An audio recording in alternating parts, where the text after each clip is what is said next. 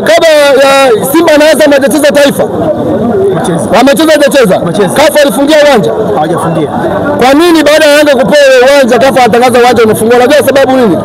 Walichimba wamefukia madawa na uganga wao na ndio maana Kafu amefungia uwanja. Na yale mashimo. Na ndio sababu kubwa hata bodi ya ligi imegairisha mechi, hawezi kucheza mechi uwanja una matuta. Na watu wamegundua mashimo ya Yanga. Wamechimba, kwani Kafu hajafungia uwanja Taifa? Serikali nayo inashangaa uwanja si mzuri, kumbe hajui kichomagika ndani. Yanga wamechimba wamefukia na ndio bodi ya ligi imegairisha mechi. Wajifunze. Hapa unafungwa kamera. Hapa. Na wao sapendaki kamera. Waende kule JKT wakacheze.